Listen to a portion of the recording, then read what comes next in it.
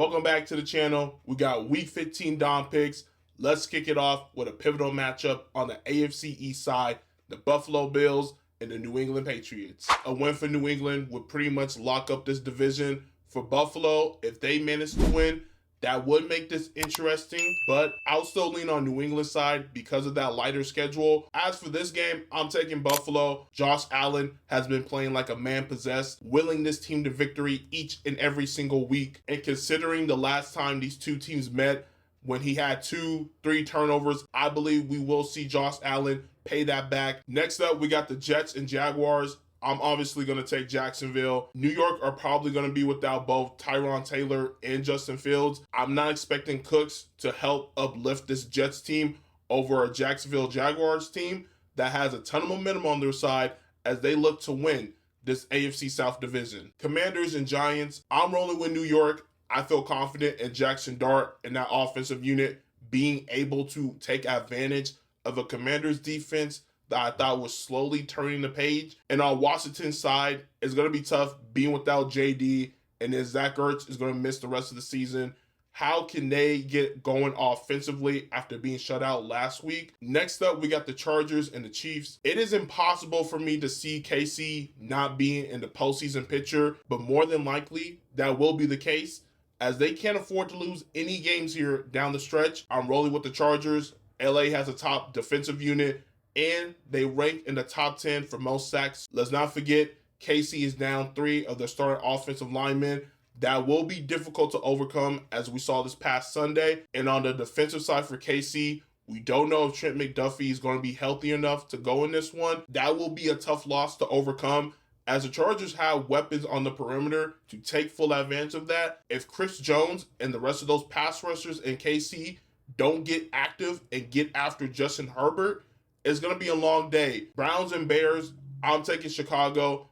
This game is expected to have bad weather. If that is the case, it's going to come down to the turnover battle. And we've seen Cleveland struggle with that. And on the other side, we know this Bears team is super opportunistic, as they are one of the league leaders in takeaways. I expect that to continue in this one, as it will allow them to remain in the thick for the NFC North race. Next, we got Raiders and Eagles. This feels like it should be a bounce back / get right game for Philly. So I'm going to lean with them, as Geno Smith more than likely will be unavailable. Plus, this Vegas defense isn't too good. The Eagles' offensive play calling can utilize this week as a way to restore confidence and rhythm for that offensive unit. Cardinals and Texans, I'm rolling with Houston. This could be a trap game though, however, as Jacoby Brissett is playing some pretty good football, but I don't expect that to be the case, as the Houston Texans are a well-coached team, and defensively, they are locked in right now. Also, one side note, I do want to see CJ Stroud and those pass catchers establish a rhythm. They don't have to be the reason why this team wins games, as that defense is a top 3 unit, but I want to see them start producing more as we get closer and closer to the playoffs. Next up, we got the Ravens and the Bengals, and I don't know what to expect in Baltimore. In particular, Lamar and that offense, they have been underwhelming, to say the least, this year. And if this offense can't resemble what it was just last year, it's going to be difficult for them not only to win this division, but to make a deep postseason run. It's difficult for me to continue picking the Ravens, but I will roll with them again, because this matchup against Cincinnati, although not too long ago, their defense did handle this Ravens offense. And with this being Joe Shiesty's first game at home in a while, it's going to be a raucous environment, even though the Bengals season is pretty much wrapped up.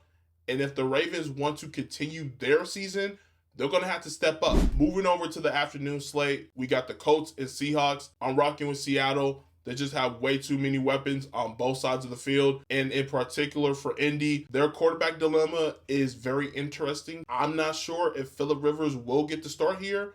If he does, that is crazy. They are feeding that man to the wolves. Regardless, though, whichever quarterback gets the start, they have to make sure that they take care of the ball, as that was the problem last week. And this is a Seattle team that turns teams over. Panthers and Saints, there's an opportunity for revenge after Nola pulled up to the crib and got the upset a couple of weeks ago. And for the Panthers, this is an opportunity to remain in competition with the Buccaneers for the NFC South. Next, we have a massive game with the Packers and the Broncos. If you like points, you probably won't like this game, as it will be a defensive slugfest. I'm rolling with the road team in Green Bay to some surprise, as defensively, Green Bay is like that.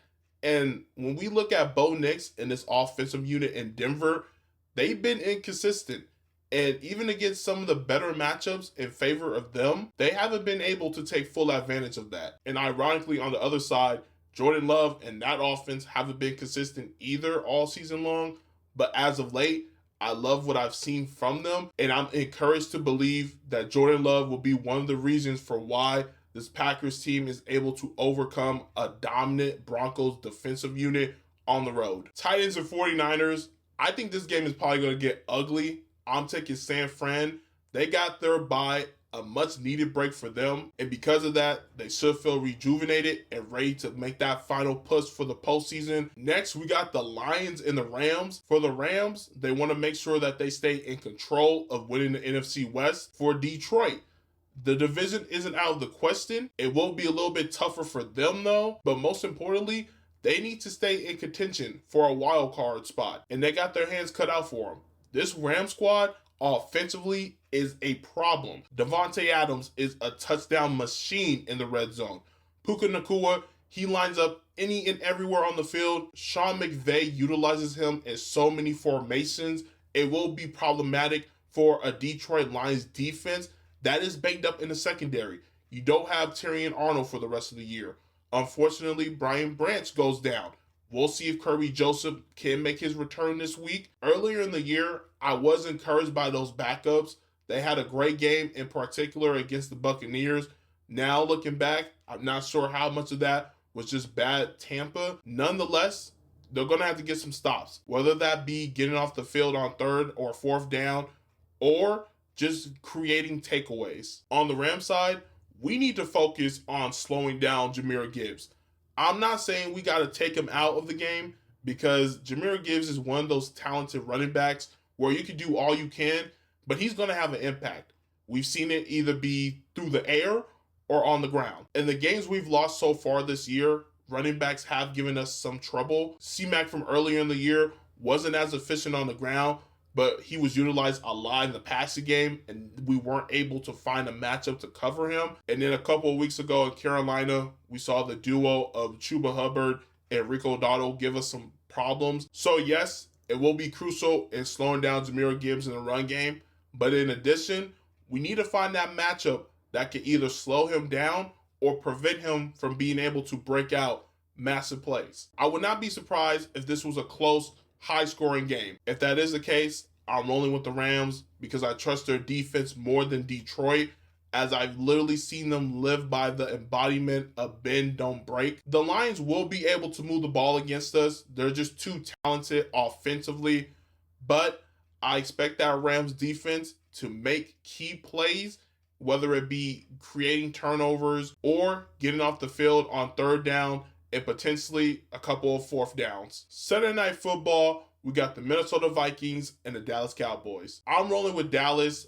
I don't trust J.J. McCarthy in this offense to carry over their success from a week ago. That being said, there's a golden opportunity for Justin Jefferson to have his best game of the season, as that Dallas Cowboys secondary is very sketchy. If McCarthy and his offense have success, it more than likely will be predicated on that. If that's not the case, and the Dallas offense is clicking as well, it's difficult to go against this Cowboys defense when they have the lead. That's because teams then become one-dimensional, having to pass the ball, and the one strong suit in the Dallas defensive play calling is bringing pressure. And lastly, to wrap it up, we got Monday Night Football, Miami Dolphins, and Pittsburgh Steelers. It's difficult to predict this game because both teams have been inconsistent. I guess in the case of the Dolphins, they've been a little more on the up, but how much of that is due to the fact of them having a lighter schedule, you know? I'm going to leave with the Pittsburgh Steelers. We'll see if DK Metcalf is available, but if he is available, he can cook against this Dolphins secondary. And on the Miami side, we'll see if Devon Achane is available. I think he will play. I think it just depends on whether or not he is compromised to some degree. And this news came in late. TJ Watt was hospitalized. He has something going on with his lungs. I'm not entirely sure of that situation. First off, prayers off to TJ. Hopefully everything is all good. And obviously that causes some level of concern regarding whether or not he will play on Monday. But if he's not available, how does that impact the Steelers defense? It might open up the door more for the Dolphins, but I will stick with Pittsburgh, as every game down the stretch here is a big game. It will be crucial for them winning the AFC North. That's going to wrap up the video. If you made it to the end, much love as always. Go ahead and hit that like button. Comment down below your predictions for Week 15. Subscribe to the channel, and I'll see you all in the next one.